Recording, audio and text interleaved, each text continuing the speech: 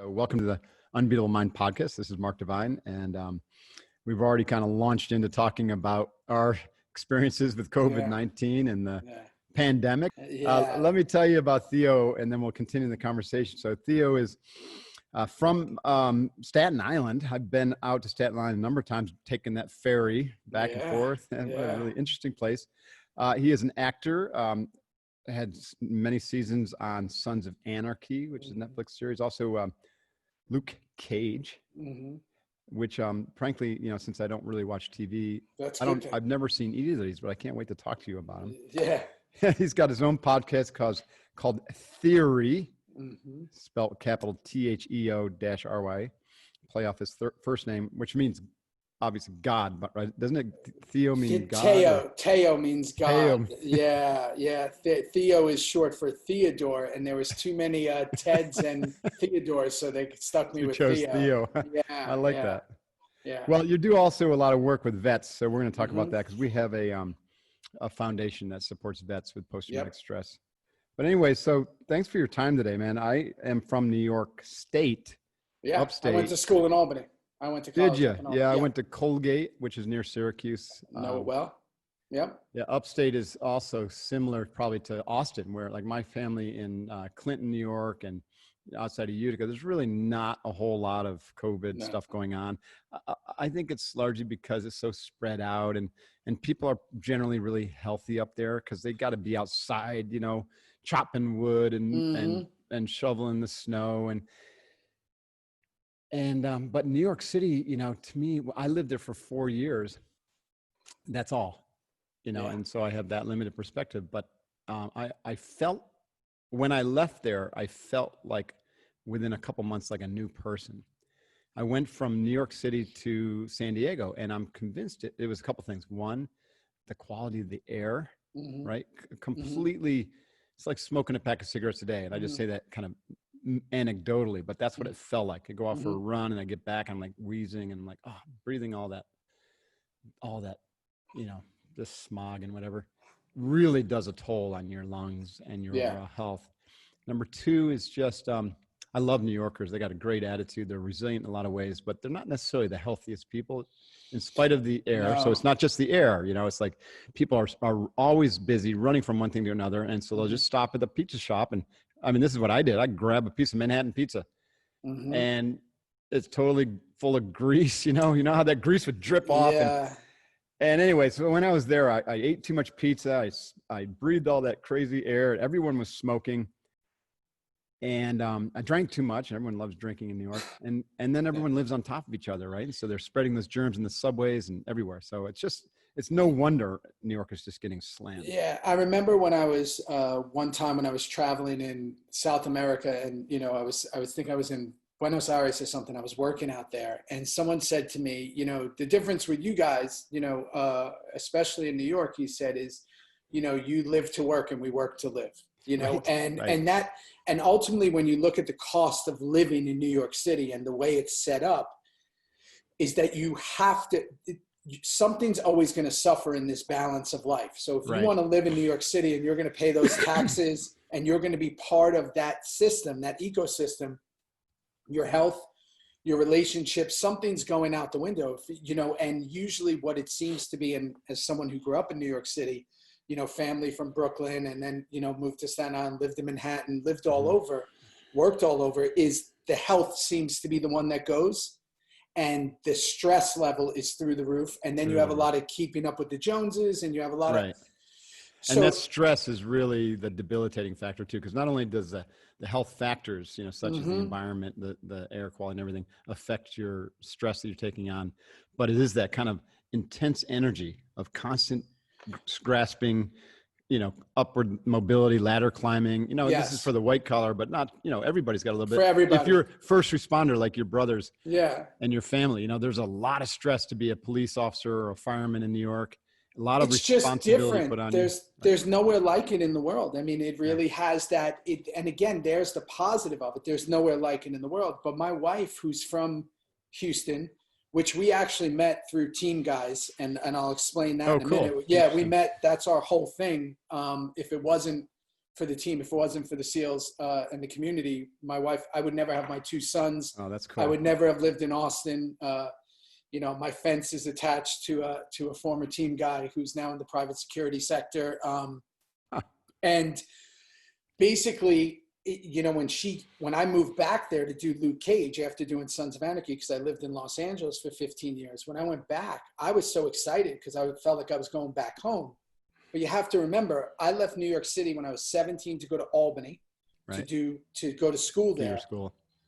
Then I was only back in the city for maybe a couple months, and then I went to LA for 15 years. So I had this delusions of grandeur of what New York was, and if it was the same when I was younger. And then when I went back and we were having my first kid, my son, it was completely different than I imagined it. And I was also, I think, looking at it with a rose-colored lens, because when I was there, the reason I wanted to move back is one of the nonprofits I started, Stanton Strong, was when Sandy hit, and we started rebuilding homes immediately. And we raised like, you know, $500,000 or $1 million, and we started rebuilding all these different homes. And I felt a sense of community, because whenever there's big events, people come together, crisis, everyone comes together, but that goes away very quickly, sadly. You mean in terms of duration? Like, it's good. People are that way for a few weeks, and then they're like, I think you feel this sense of like, oh my God, we all have each other's back. We're going to do this. We're all in this together. And then a couple of weeks later, it's, you know, people giving each other the finger and cursing and wanting to fight at traffic lights, you know, and you're like, wait a second, I thought we were just helping part of each that other. New York attitude, right? They got to get That's back to the attitude. Isn't it interesting how New York has taken this role in kind of leading the country through crisis? 9/11, right? 2008 financial crisis, which, you know, the epicenter was Wall Street. And now the COVID, the epicenter seems to be Manhattan. It's like three whammies, like within the last 20 years. It's because it's the epicenter of the world. It's where everything occurs. Everything flows through there, right? Everything. All the money, all the people. Yep. And while that's amazing, while it is so fantastic, it's also, I remember I was walking on the streets with a team guy who was active at the time. He was coming out to New York to stay with me, and we were looking up in Times Square, and we were about to head to Madison Square Garden. He said, "This place is a tactical nightmare, you know, if something goes down there." And I was living there at the time, and I was like, man, he's so right. This is just a tactical nightmare, you know, the way it's set up. And again, when we had my second kid, my attitude now is, and my whole family's there, and we get back as much as we can, is I love it more than anything, but the way I'm built now is not, I can't live there. I can visit all the time. I just can't exist there for my own soul, for me. It doesn't mean that it hasn't formed and shaped every part of my body and my mind, but it's just not for me anymore. I feel a different energy just being in Austin and being more in the country and being more in touch with nature and all that. Yeah, I feel the same way about California now. I mean, I mistakenly thought after I got off active duty that perhaps I would move back there, and maybe this was like one of those, it was meant to be moments, but I brought my wife back, Sandy, and kind of like to check it out. And we went up to Lake Placid. We have a family home up in the Adirondacks on Lake Placid. Yeah. It's beautiful. Amazing. And we went skiing and everything, and it was 20 below zero. Right. And so I'm taking a woman named Sandy. She's named Sandy for a reason. For a reason, yeah. Out of Coronado, California. Yeah. And I take her back 20 below zero, and I'm floating the idea that maybe we could move back east. And we get on the plane in Albany on the way home, and she looks at me, she goes, "Don't ever ask me again." No. I'm not doing it. I'm like, okay, I check, uncle. And that's what happened to me. I'm a runner. I run marathons. I do all these different, races. So I get up every single morning super early and I go running. And what happened was, after being 15 years in California, living out in Eagle Rock, Pasadena area, I'm getting up at 4 or 5 in the morning and it's 9 degrees or -7. And I'm like, and you got to run and stop at every stoplight, and dodge the cars. And it's like, how can I run in this? And again, then it was, I have, now we have 1 dog, but I had 3 big dogs at the time. You go to walk them and the salt is burning their feet, their paws, and, the kids can't get out. And, so again, for me, it's just, you have to have a certain, way about you. And for me, I loved it. We were back there for 4 years, but after we had my second son, we knew that we just wanted something different. And Mm-hmm. and I never thought I'd live in Texas in my life, but I came to Austin, and one weekend later, I was, we were moving here. We were ready to go. Tell us about your what kind of drew you to acting and how you got into that, because that's fascinating to me. I don't know too many actors. We've had some come through our SEAL Fit training, by the way. Yeah, And in yeah. fact, I've done it. I've done the course. I did the obstacle course. I was miserable at it, but I did it at you didn't. Coronado. Yeah. Oh, you did? You really? Yeah. Yeah. That's a fun one. But I invite you to come to our 50-hour Kokoro camp, which is kind of modeled after Hell Week. So. I would love it. Yeah. I mean, that to me is, and probably why I got along so well. And so what happened was, for me, I lived a completely and polar opposite life before this. I grew up in an era where I was surrounded by, because your formative years when you're young shape your brain so much. Yeah. I was told and shown that money was the only thing that mattered. Mm-hmm.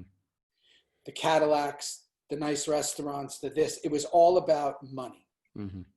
They never told you what to do with it when you got it, and they didn't care how you got it, but just get money. That's it.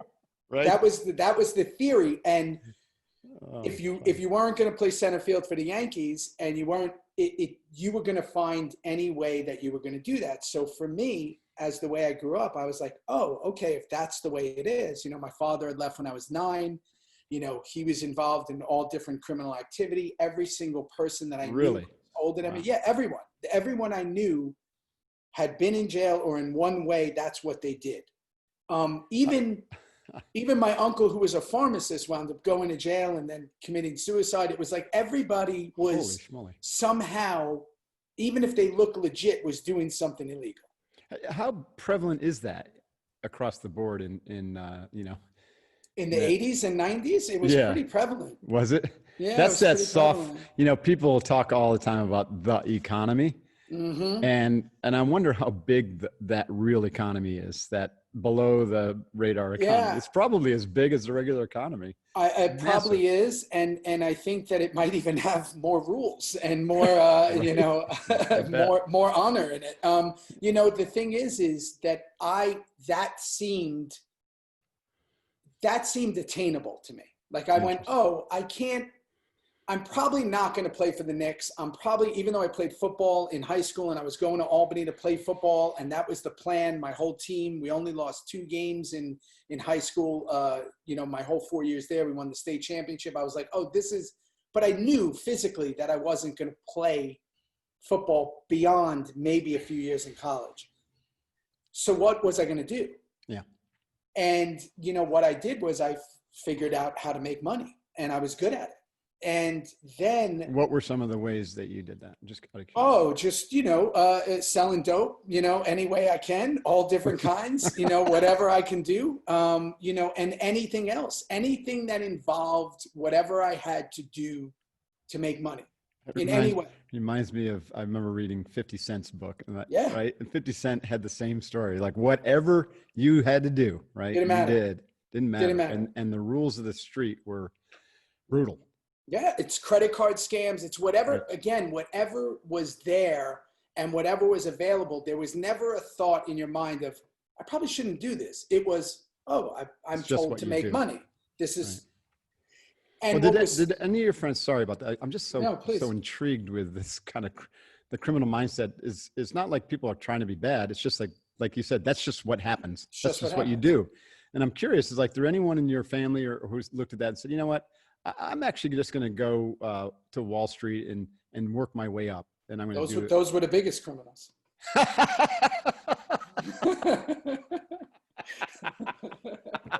Check. Those are the biggest criminals of them all. I mean, and they make movies about that. Those guys are the biggest criminals of them all. I know. And so it was just another racket. I always looked at everything as it's a racket. That was another racket. And even government is a big racket too, right? There's so much crony capitalism going on. Yeah, you could talk forever in unions and this and the way people do, people sitting on the job, and highways would take 25 years to be built because anybody who's going to find a loophole is going to find a loophole. That's right. Fascinating. So for me, that was happening, and that's what I knew how to do. Mm-hmm. And then when I got out of college, I had to make a decision. And I had gotten very, very fortunate in college, meaning that there were things that happened to me at the end, because that's where I was doing most of my hustling, was in college. And it was a safer place. It was safer to hustle in Albany than it would be to do it in New York City, because now you're talking more probability of jail time, more probability of gunplay, more probability of things that can go wrong. So when I came back, I knew that. And I also knew that I had gotten lucky. So I had no discernible skills except how to think on my feet, how to figure things out. But I had no, what was I going to do? I had a degree, but I paid people to do my papers. I didn't know what I was doing. I had street smarts, but I had no educational thing, even though here I was with a degree from the University at Albany. So what happened was, there was a friend of mine who was taking an acting class in Manhattan, and the story goes where, he was doing it and he was working in pharmaceuticals, and he was, using it for whatever it was, public speaking and maybe acting, whatever he was using it for. Went by that school because they didn't have anything to do. I was helping out my mom, who was starting a business out of the house to kind of make some money, selling, creating flower girl dresses and christening dresses. And then something clicked. What happened was, I had never stood up in class. I had never done anything. I basically, what they call is like, you audit the class. I did that forever. I never got up. I just sat there and just watched. And to me, it was the furthest thing from my reality. I never knew anyone who was an actor. I never met anyone who was an actor. To me, it seemed like that was what other people did. It wasn't what I did. Mm-hmm. And then what happened was, somebody came in to cast a film called Born at the Wrong Time, about a young drug dealer and an older drug dealer, in the form of be similar to like an American History X, but with older drug dealer, young drug dealer, older one coming out of prison. It's this independent film, and the teacher said I should talk to the guy, and I did, and I got the role. And I didn't know how to act, but I knew how. To act. But you knew how to do the work, or you just had to be yourself, right? Well, here's what happened. There's a story once, and I'll never forget this. I had gotten in some pretty precarious situations at a young age. And at one time, I had been pulled over in a very high pressure situation where I could have gotten in a lot of trouble. But I was very calm. My heart rate was very low. I was okay. I knew how to act in that moment. And what I found now, 20 years in the game of acting, is that if you believe it, other people will, right? So you have to convince. The eyes never lie. You have to convince yourself. And at that moment, when I talked to this teacher, and we would go back on my past, and we would do this kind of what they call sense memory stuff, and that was created by Uta Hagen and all these crazy teachers, these Russian teachers, was I now knew that if I can pull stuff from my past and I can keep myself calm, that I can act. Mm-hmm. And then what I did is, like I do with everything, I inundated myself with it, where I studied the history of Hollywood from the beginning, from Charlie Chaplin and Max Sennett, creating basically what is now known as the Hollywood system, to reading Paul Newman's books and reading Sidney Poitier and Montgomery Clifton, then basically diving in and saying, if I'm going to do this, I'm going all in. Moved to LA with my 5 best friends we got there October 31st, 99. And then I started, busboying and waiting tables and bar backing and doing whatever I could. And then when that would go low, I would go back to hustling because it's what I knew. And then I got fortunate, and less than 2 years later, I got this pretty good role in this TV show. And then my entire life changed in 2008 with Sons of Anarchy. Mm-hmm. And then it was to loop it into kind of in your world. And then what happened was, when we were doing that show, life changed overnight. Even though I had done 40 TV shows before that, my life had changed dramatically, because I had done 1 or 2 episodes of Grey's Anatomy, an episode of Lost, or an episode of NYPD Blue. But here I was on this show that took off like a rocket. It changed everything. Mm-hmm. And one of the guys on the show was a singer actor named Henry Rollins, and he was doing a lot of work for Wounded Warriors at the time. Mm-hmm. And he said, "Hey, this show is one of the biggest shows in the military." And I said, "We've only been on 2 years." I said, and at this point, it wasn't a big show. Mm-hmm. But he said, these guys downrange, these guys are watching it all the time. There's something about the motorcycle clubs and where, if you think about how a lot of clubs got started, it was guys who came back from Vietnam and looked for camaraderie and all that. He said, you should do a USO tour. So I was like, wow, I can probably get the guys to do that. I would love to do that. So we next thing you know, 4 of us are going over to Balad Air Force Base for a couple of weeks. Oh, cool. And we were there, and Baghdad and different parts of Iraq, staying on the base, going up in the C-130s, flying in the Black Hawks with the Air Cav guys. And these guys would wait for hours to come and meet us when no one really knew who the show was, but these guys were so loyal to it. And what I found was in that time with them, how little we were actually doing for these guys who were making it, these men and women who were making it easy for me to go get a latte at Starbucks. And you know what I mean? And right. nobody, right. and take it for granted because it's out of sight, out of mind. It was out of sight, out of mind. And I just said, wow, this is unbelievable. So now here I am, I become, friends with a lot of the guys. And how did you meet the SEALs over there? Were they? Well, they weren't there at the time. So what happened was I come back. But they weren't where you were, that is. No, they weren't. Exactly. They weren't. They might have been there, but I didn't see them. I didn't see them. They weren't. So we were with the Air Cav guys a lot. We were on base a lot. And what happened was we come back, and this an organization called the Boot Campaign, which is still around, great organization. They reached out to the Sons of Anarchy, and they knew that we had done this stuff with the military. And they said, we want to do this thing called a boot shoot, where everybody, when they come back, we give back. It was this big thing they were doing. So they said, we want to invite you to this event in Vegas. It was 2011, and it was a UFC event. And I was a huge fan from the beginning. And I met Marcus, Morgan, Boss, JT, all these different guys were down there, and they were with the people from the Boot Campaign. So now we all start hanging out. That's my first introduction to the guys. And they become lifelong friends. And my wife at the time was working for the Boot Campaign.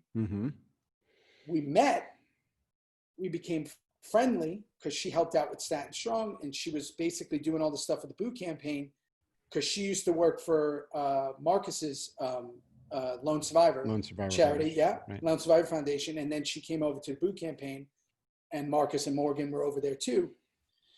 And then, a couple of years later, we started doing these, as Sons of Anarchy grew, we started doing these boot rides in LA, where we would get thousands and thousands of people to come and ride and raise all this money for the vets. And all the SEALs would come out and ride with us on the bikes.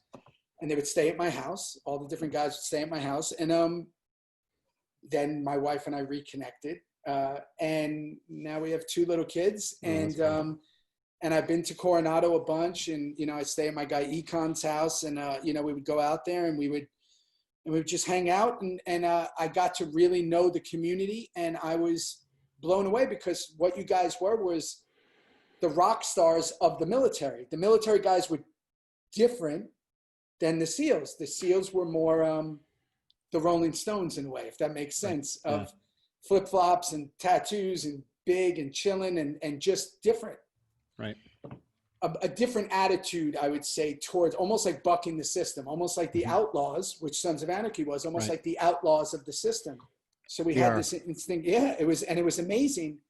And as someone who wants to push themselves to the absolute limit, the mindset was so similar. And that was it. My life changed from Sons on, and now we have multiple companies and multiple different things. And a lot of it has to do with that moment in time, 2010, 2011.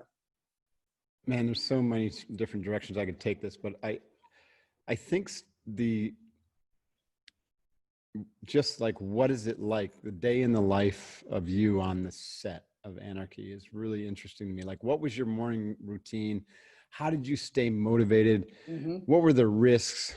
And what were your biggest insights? And I know that I'm throwing a lot at you, but it's all good. Give us a peek, or like help me feel like I'm on the set of Anarchy and I'm an actor. Yeah. So for me, it was different. My character was covered in tattoos, had a mohawk, had the whole thing. So I was first in, usually 4:30 in the morning, first in, usually an hour and a half before all the guys. You have to paint all the tattoos on, or yeah, you know, because it was really hot. We would shoot in the summer. So, you know, these things would last as long as they could, but the ones on the head would come off if you're putting your helmet on and off. Right. So I'd be first in. So I got to run in the morning before that. So go for a run 2, 3 in the morning, you know, go get that out, you know, get that energy going. And it's an early wake up call. Holy cow. Yeah. And usually when I would do my, my best thought of how I'm going to prepare for this day, of how I'm going to play these scenes or where my character is going to go, I get on my runs. So if I can go get a 6-7 miler in, I could really deduce kind of exactly how I want to. You're dirt diving the day. You generally know in advance, right, what scenes are going to be shot. So you're living it in advance. You're mentalizing it. Awesome. Yeah, and I have to see it, and I have to run. You know, no music. I have to quiet my brain. It's my form of meditation. I have to hear my steps. I have to hear my breath, and then I can get into that zone of what am I going to create in my head, right? Mm-hmm.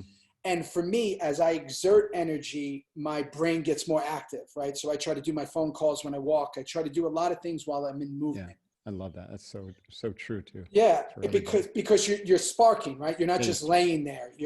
Or you're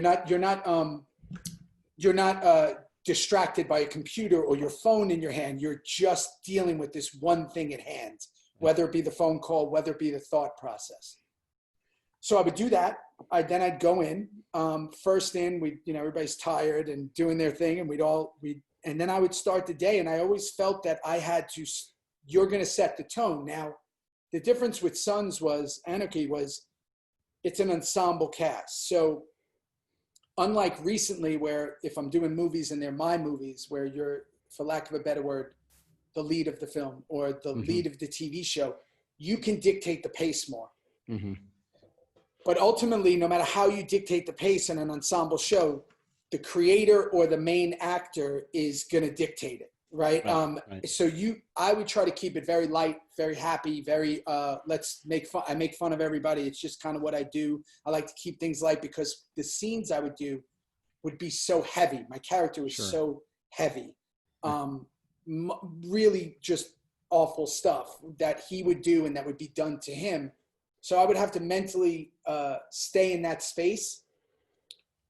And I got better at this. 20 years in the game, where I've gotten better is I used to not be able to get out of the space.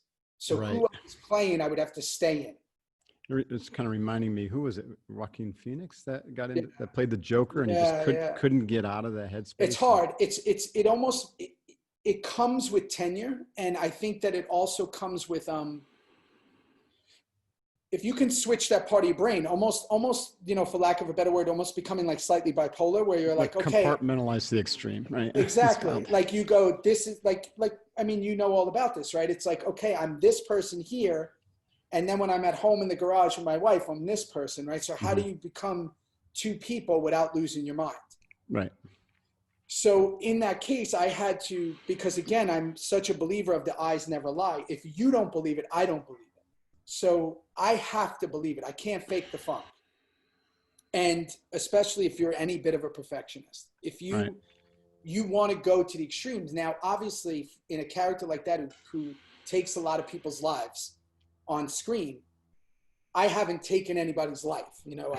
I've choked a few people in jiu-jitsu and, I've done whatever, but I've never taken someone's life. So I have to go in my head and go, where was there a moment where I wanted to take someone's life in a moment? Like maybe it was a road rage, or maybe it was someone, hit into my son. And for a moment, your red brain takes over, your eyes go red, and then you let it go and you become a citizen, right? You let it go.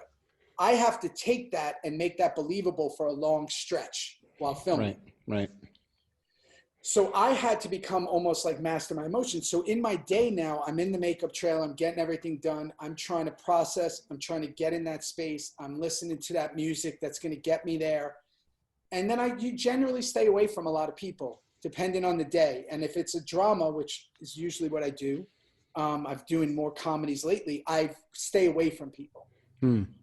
And because you think they're going to pull you out, or the interaction is going to pull you out of your kind of character. It could be anything. It could be anything. It could be just someone, wants to lay their shit on you, or someone is, hungover, or someone is not in the mindset you're in. And for me, I only have one shot at this. So I don't need that infiltration. For me, it's like a few hours for the better good. That's going to live forever, what's on that screen. So let me just do what I need to do here, because nobody's ever going to watch you on screen and go, man, I bet you he was tired that day. I bet you that was bad makeup. Or I bet they're going to say you're either good or you're not. Right. That's it. True. Right. So I have only that one chance. So I have to give it all to that, or I'm not going to do it. And I've lived my entire life with that attitude of like, if I'm going to do it, I have to do it all the way. Mm-hmm. The problem is, in the world we live in, is that most people are not programmed like that. And in most things you do, you have to have other people, whether it be a sound engineer, whether it be your producer, whether it be whatever. So if you don't, you almost have to take your frustration and put it somewhere, because you're like, I don't understand why so in that case of acting, my thing was distance. Let me just stay distant. Now, I've worked with actors who could turn it on and off in a second. And it is the most beautiful thing I've ever seen. That's fascinating. I'm not there. I'm getting better, because I have triggers. I have words. I have things that I do, exercises that I say a word before they start rolling the camera, and that word will bring me to where I need to be. Almost like a hypnotist kind of thing. But I was never good enough in my mind to just be joking around, and then they call action, and I turn it. But can we pause there? Because you just said something that is a profoundly valuable tool for everybody listening. It is that state change trigger, right? And I know this is a big part of Tony Robbins' training, to literally have he teaches like a physical kind of action, like boom, he slaps his chest and pumps his hand in the air. But that's not it's not just about, I'm a badass. He's got a whole series of, internal dialogues, imagery, and then emotional, stuff going on with that, which instantly or very quickly, right? If you ever watch his documentary, I'm Not Your Guru, he does this kind of routine where he does this little breathing, and then he gets on his trampoline, and then he does this boom, boom, state change spin, and then he goes on stage. And that's it. And that pops him into this, boom, Tony Robbins, I'm on stage for 11 hours straight, and let's go. And then he doesn't waver, doesn't lose focus. That's exactly, that's a small thing that I do. How did you come by that? How did you come by that? And how could you give someone like the 2-minute, Theo Rossi training in that? Yeah. So what happened is, ultimately, I had to find a way to quiet the noise. The noise is always going to be there. I can't get away from the noise. That's the world we live in. I can't control the outside factors. I can't control the people talking. I've tried. I can't control the people. Everybody tries that. Walking in the background, and I can't control it. It's uncontrollable. Right. Only thing I can control is me. So especially when you're in a big scene with a lot of people, there might be 1,000 extras. There might be 20 people in the room who aren't speaking as much in the scene. So they're just kind of going through the motions, especially if you have a big thing going on.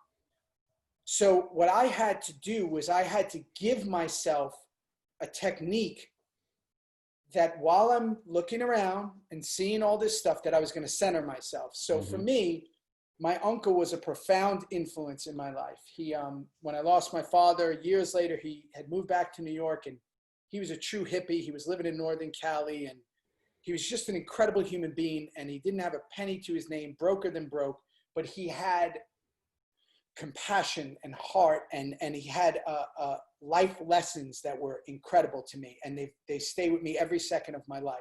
And what happened was, on my first big film ever, at the rap party, I was in Toronto, 2004.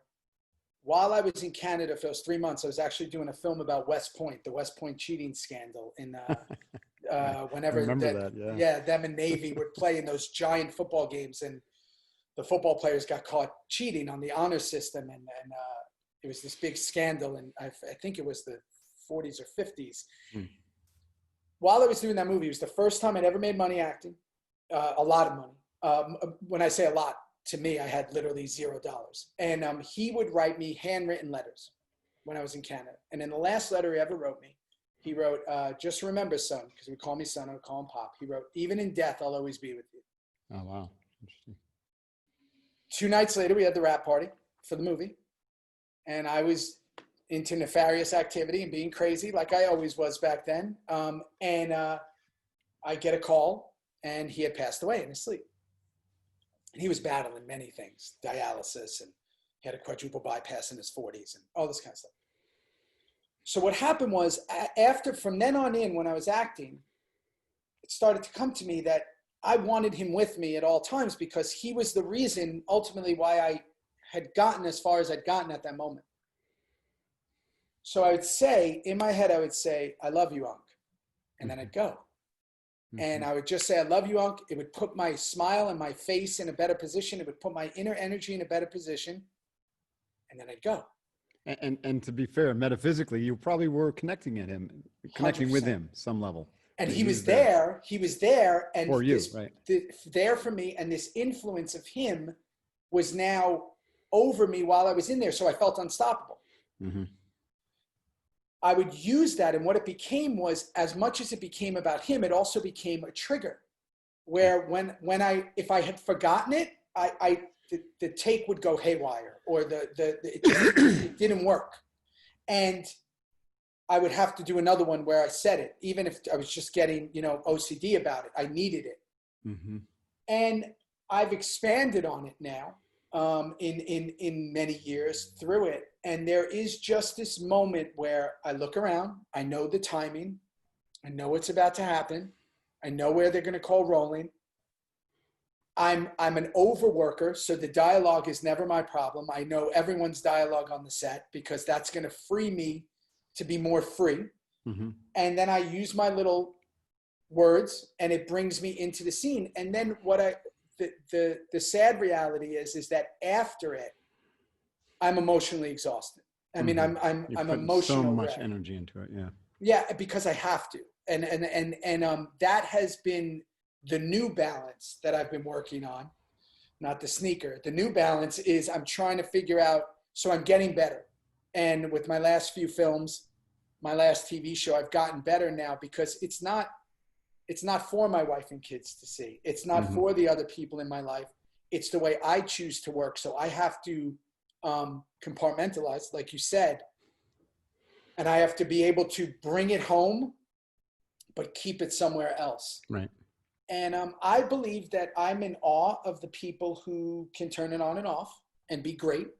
People like Anthony Hopkins could just read the phone book and they're interesting. He has very it's interesting. Just the way he presents his character. Just the way he speaks. So for me, and where I never play myself, I don't ever want people to know Theo Rossi. I never want people to know me as a person. I want them to know the characters I'm playing. Right. That's good. Interesting. So that's what I do. It's fascinating. It's the SEAL teams, we have the mission brief, but it's more than a brief, right? It's imagery, it's language, it's a mental rehearsal. It's the time to come together as a team, and then to go apart individually and to prepare for your role. And then it's game time. And there's the same sort of mental triggering that goes on. And then when, if you've ever seen a SEAL on mission, right? Yeah, stand by. It's a very, very different character than the SEAL you just see in the church pew or at the bar or whatever. I've been and then there's a post-mission process too, like you're talking about, and not all SEALs have the best post-mission process, but the best ones do. And that's how do you decompress, how do you debrief, how do you learn from what happened, and how do you set aside what you don't want to take home to your wife and kids? Yeah, and I've listened to your show a bunch, and you had recently an episode with another team guy, Chad, right? Yeah, Chad, right. And on it here on that episode, you did an ad or a commercial for Dr. Parsley stuff, right? That's right. Yeah. So here's awesome, what's fun. By the way. He's awesome. So here's what's funny. In 2010, 2011, whenever I was, or maybe it was 11, I was in Coronado. I was with one of the guys. And I was having a real hard time because for the role I was playing at the time, I had gotten down like super low. I was about 160 something pounds. My energy was really not great. I wasn't Mm-hmm. sleeping. The character had really taken over my brain. And he said, hey, listen, man, you got to check your cortisol levels. You got to check this, you got to check that. And he said, there's a guy, former SEAL, was now a doctor. He was helping the guys out. And I still have the email. And he sent me the email and it was like, you need vitamin D, you need this, 5-HTP, you need this. Right. And it was just this whole combination. And it changed my life. I was sleeping incredible. I felt amazing. And I was like, wow. And what he told me was that a lot of these guys were coming back. Their testosterone's in the tank. Right. They can't, obviously the sleep we talk about, right? You got to get that Mm-hmm. quality sleep in, that quality rest day. And, it changed my life. And it wound up being the doctor who now has, the product, which is incredible. And what I found at that moment is, if you're going to put yourself in these high pressure situations, whatever that is, mentally, physically, whatever you're going to do, there's so many more steps that come with that. Mm-hmm. And what I've always been intrigued by, and I was dealing with this with a lot of the air cav guys, is I would watch guys before they would, before they would deploy. And I would watch how their wives would be distant, how the families would stop talking, or like they were almost preparing mentally how they had to prepare. I would take all that in like a sponge because my job is to mimic reality. Mm-hmm. And I would watch how people would act in these high pressure situations, even if it's the spouse of the warrior, even if it's, and I would go, this is incredible, our self-protective mode of what we need to do. And one of the things, and I tell this story a lot, I was with one of the team guys once, and he said, I got to tell you, man, I have a hard time existing in the world. Mm-hmm. But if I'm hanging off the side of an aircraft carrier, jumping out of a helo or doing whatever. Feel right at home. I'm right at home and my heart rate's at 38-42. But if I go into a Starbucks, I'm through the roof because it's so unpredictable. Yeah. I have come to feel that way a lot. And why I've probably, hidden myself in Austin is why I had to get out of LA. Why I had to get out of New York is the acting world and Hollywood world is a strange thing. Wolves, a lot of wolves in sheep's clothing, a lot of people that are nefarious attitudes, a lot of things. So I found myself that when I'm on set, when I'm in a controlled atmosphere of that, and I could do my thing that I love, when I'm with my, I'm getting better when I'm with my kids and my wife.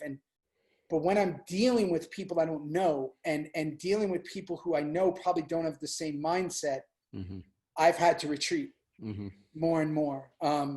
Which is probably why that's just a way of using, altering your environment to protect your energy, and that's really important. You need that kind of sacred space to protect your energy. And then when you, enter the mission, in your case, when it's on the set or the SEAL, when you step foot in the helicopter, it helps you to shift focus. And then when you come back, you need that kind of sacred space. And then there's certain rituals that you've developed, right, to kind of ramp up and prepare for that peak performance moment, even if it's like, I don't know how long you would shoot a season of Anarchy, but what, like 3 months? 6 months. 6 months. Yeah. So that's game time. Yeah. But then you have a ritual to kind of come back down, but the next 6 months or whatever, the period between your next shoot, you got to protect that time, both protect your family and your energy. Yeah. And it's funny because they're so polar opposite. As someone who's, been to almost every military base in the country and spent many time at Pendleton and Hood and all these different places. And I've been around some of the greatest people I've ever met. I compare it to like when I'm around mixed martial arts fighters or, high level black belts in jiu-jitsu or whatever is there's a certain, if you're going to go to that level, if you're going to do something on the extreme level, if you're going to be spec ops, if you're going to do something that's on a different from 95% of the population, if you're going to go to that other place, you also have to learn that there is consequences to that. That's right. Going to come. And I think that a lot of people don't see that. And I think why a lot of people get burnt out in all those things we talk about is they only see the positives of it. People think of SEALs and Rangers and other guys, and they think, oh my God, that's amazing, right? But they're not thinking about the combat. They're not thinking about the deployments, the missions. They're not thinking about all the things that come with it. They're just saying like, oh man, he's a SEAL. He's a former SEAL. Right. He must have it all together. Right. We had a saying, everyone wanted to be a frogman on a sunny day. It's a great Right. saying. Yeah. Yeah. This has been such a fun conversation. I feel like we're just getting warmed up, but I have a podcast in 8 minutes and Go for with it. another individual. Go do it. I'm Go killing do you, it. man. Go do it. You're killing me. I want to do this. I want to continue this conversation. I'm sure people would love Yeah. to do this more. We got to do this again. Yes, we will, Or for maybe sure. I'll come on your podcast. Yeah, I and would love continue the that. conversation. How about that? We're going to guarantee Okay. that. I'm going to take you up on that, and we're going to continue right where we were. Yeah, they'll have to listen to part 1 on yours, part 2 on mine. I love that. That's a deal. We'll mentally shake on that. I love that. And my invitation for you to attend when we get our Seal Fit events back online, if you want to come out and do a Kokoro or a 20X and just play, or even if you just want to come out and observe, or if you want us to I want to do a little film, I would film it. If I'm going, I'm going. Yeah, right on. Yeah, we'll work on that. I think that'd be great. Well, the real pleasure, my brother. It really was, and I appreciate everything you do, and you're an incredible motivation, and thank you. Yeah, thank you, man. I appreciate you saying that. I'm really glad we got to meet, and I look forward to in person. Yes, sir. Even if we have to do the elbow, you're going to get a big hug from me. Hey, I'm ready. Let's go. I'm ready. I'm healthy. Where can people learn more about you? At Theo Rossi, is that your Instagram? On all the socials and everywhere. Theo Rossi Instagram, Theo Rossi Twitters. Who knows? Whatever. They're all over. You're easy to find. I'm easy to find. Theo, Theo, Ross. Yeah, and go to Theory. The new podcast is Theory with Theo Rossi, and check it out. Awesome. All right, Thank you, brother. Appreciate Super cool. Great to meet you. I appreciate you too. All right, enjoy the rest of your day. Yeah, hoo-yah. That was Theo Rossi. Check him out at Theo Rossi and Sons of Anarchy. And we'll see you soon. This is Divine Out.